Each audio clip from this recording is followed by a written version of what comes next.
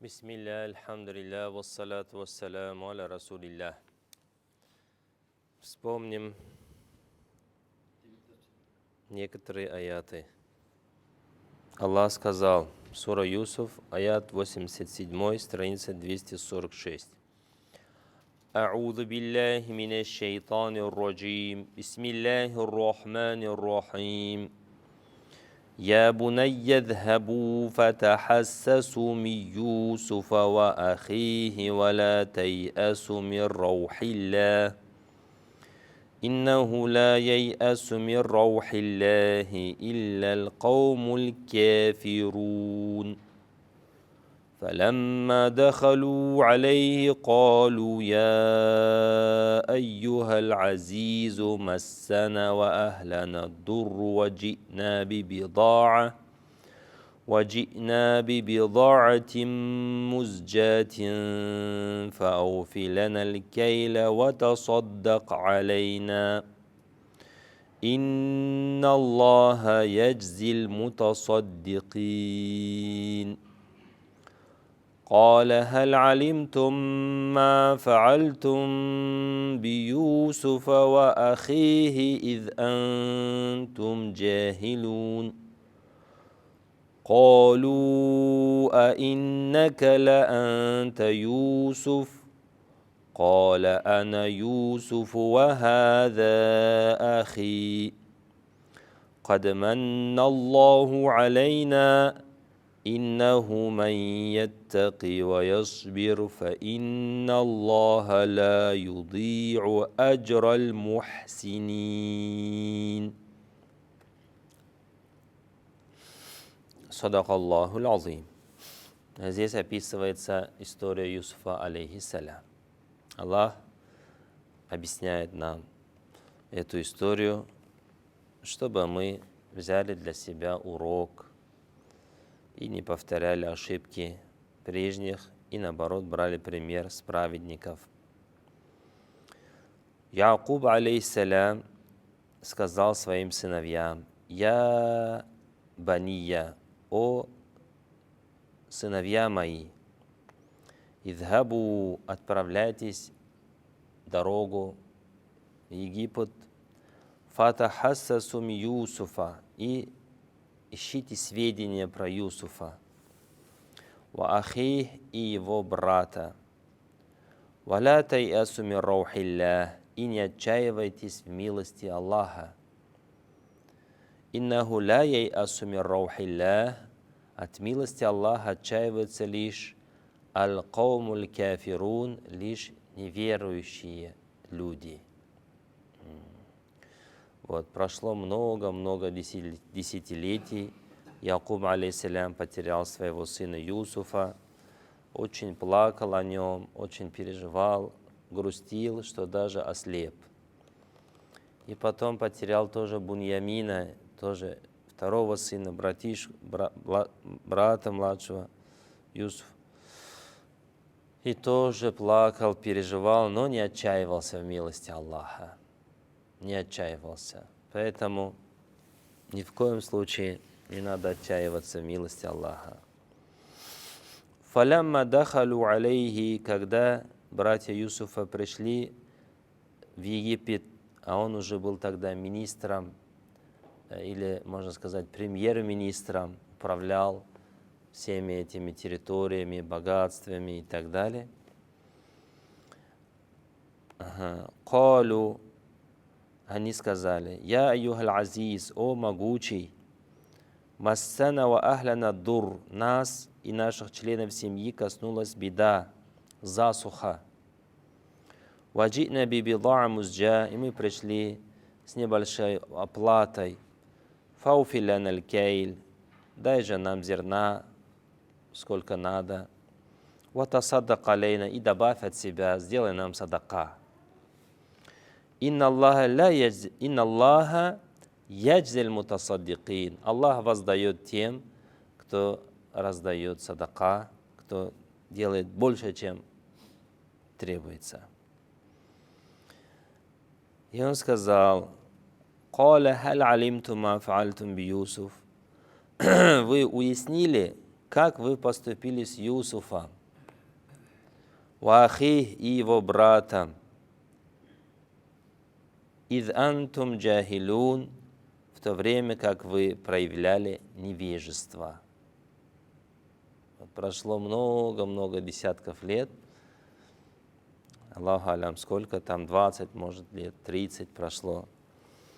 Они его бросили в колодец, помните, даже хотели убить. И он попал в рабство, потом попал в тюрьму, потом стал великим человеком. И его брата тоже, там была длинная история, его брат Буньямин тоже попадает в плен к египтянинам. И он говорит: помните, как вы бросили своих братьев? А теперь говорите: дай садака, сделай добро, а сами добро не делали. Теперь вы поняли, что, оказывается, добро надо делать, а не завидовать. И они говорят: «Калу, а иннака ла анта Юсуф?»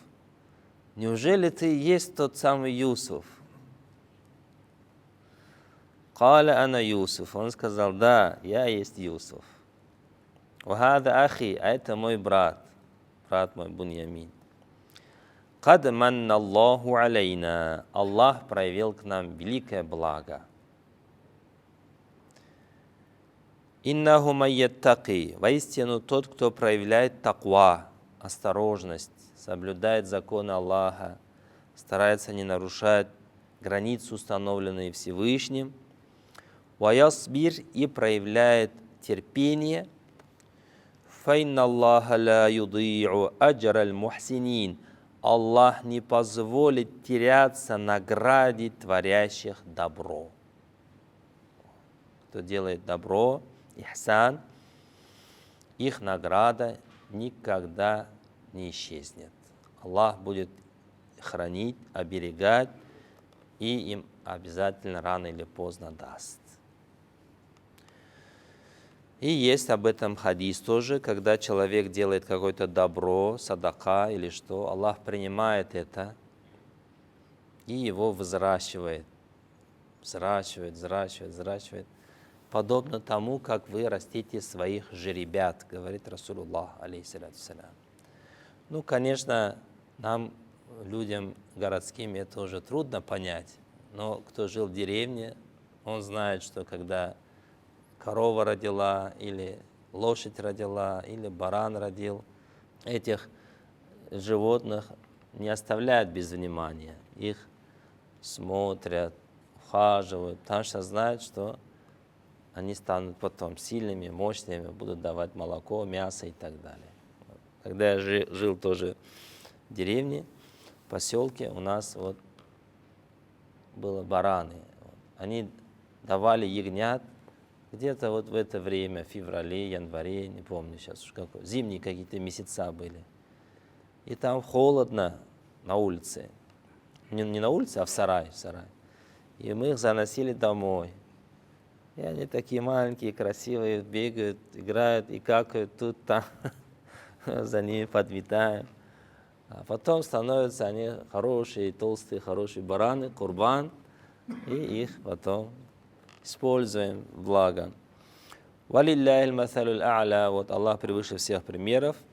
То добро, которое сделал человек, Аллах его не оставляет. Он его принимает и так растит. Потом это очень большой будет подарок тебе.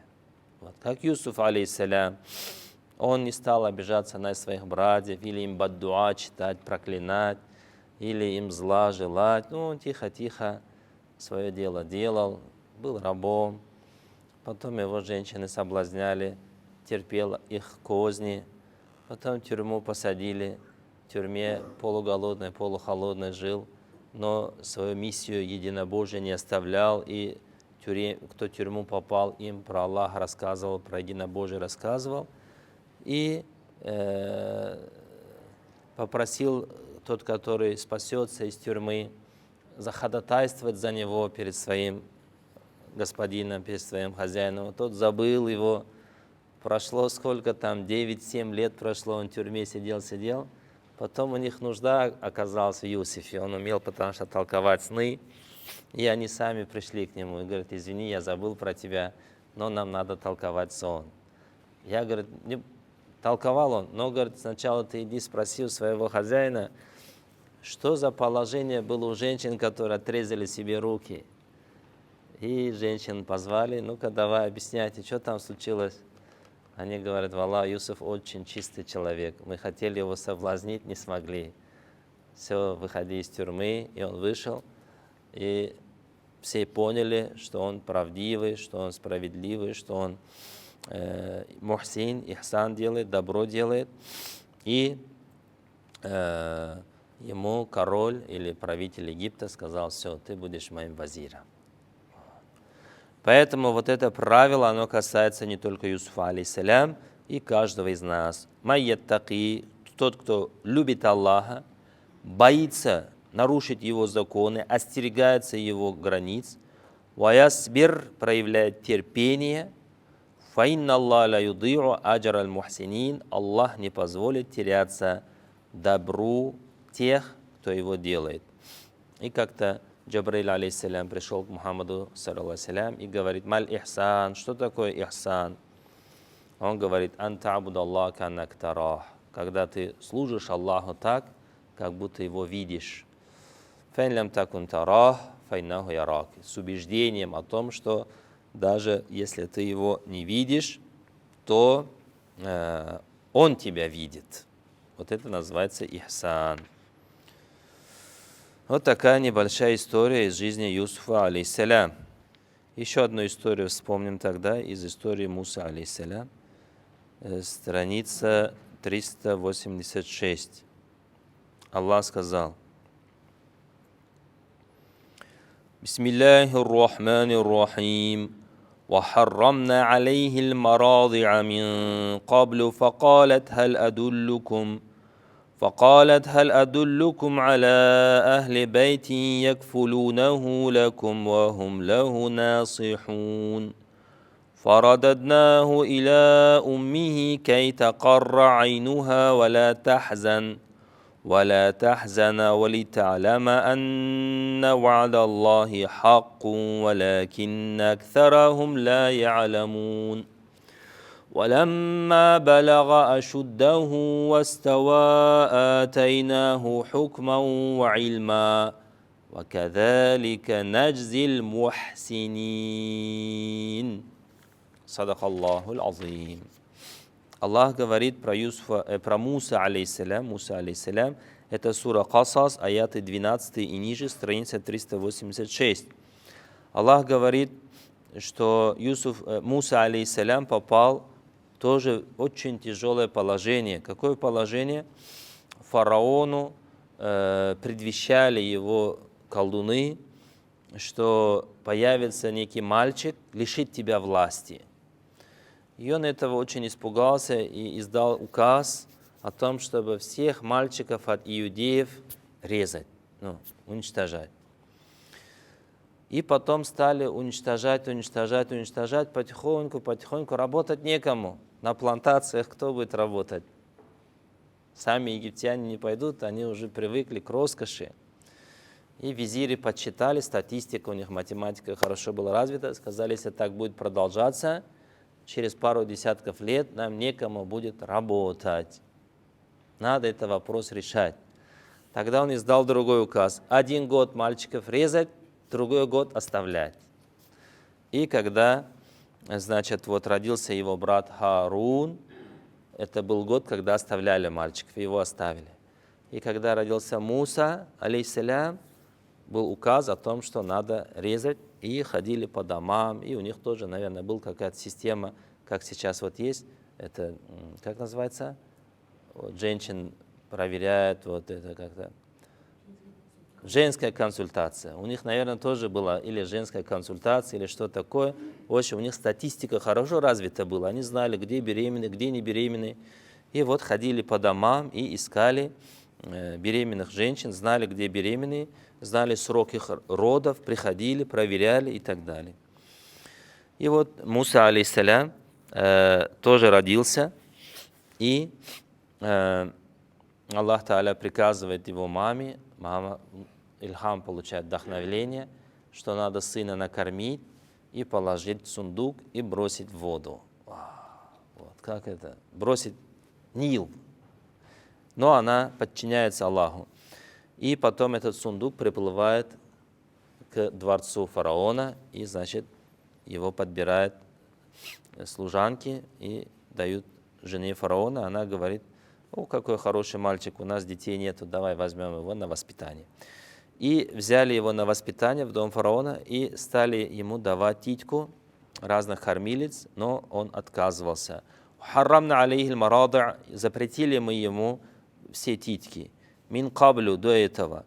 Факалят, и сестра Муса, алейхиссалям, сказала: халь адуллюкум аля ахли бейт, можно я вам укажу на одну семью, якфулуна, которые будут ему давать титьку, он будет сосать ее, и они будут за ним хорошо смотреть.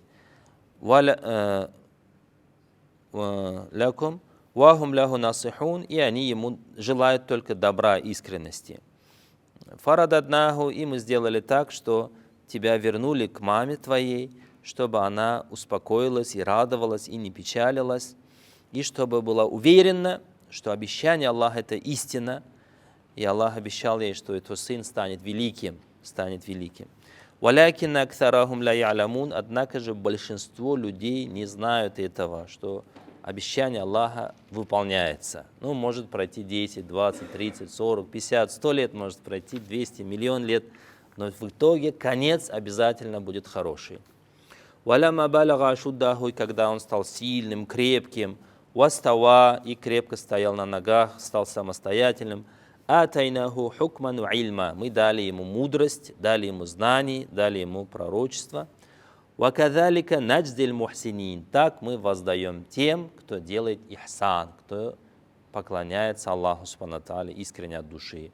Но Муса, алейхиссалям, был мальчик, ребенок, он тогда какой ихсан делал, не знаю, но его ихсан делала мама и сестра, и кто еще? Да, вот мама и сестра подчинились Аллаху субхану тааля, слушались Всевышнего, и Аллах сделал так, что их сын и брат потом станет очень высоким, возвышенным человеком. Поэтому, если делать ихсан, если делать добро, подчиняться Аллаху, следовать Его законам, рано или поздно истина восторжествует. Аллах не позволяет теряться награде, творящим добро. И здесь мы тоже видим в этом аяте: «Кадалика наджзиль мухсинин», таким образом Аллах воздает благо тем, кто творит добро. Даже не самому тебе, твоим потомкам придет этот результат, иншаллах, как это пришло матери Мусы, алейхиссалям. Поэтому ни на йоту не отчаивайтесь в милости Аллаха, не падайте духом, не будьте пессимистами, всегда думайте о хорошем, будьте оптимистами, делайте добро, ждите хороший результат от Аллаха. «Инна Аллаха ла юди'у аджраль мухсинин», Аллах не позволяет теряться награде, творящим добро. Вот такое очень важное и нужное напоминание.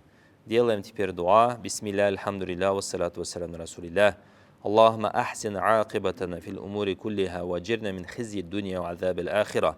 ربنا لا تؤاخذنا إن نسينا واخطأنا ربنا ولا تحمل علينا إصرا كما حملته على الذين من قبلنا ربنا ولا تحملنا ما لا طاقة لنا به واعف عنا واغفر لنا وارحمنا أنت مولانا فانصرنا على القوم الكافرين خاصة إخواننا الفلسطينيين وصلى الله على سيدنا محمد والحمد لله رب العالمين.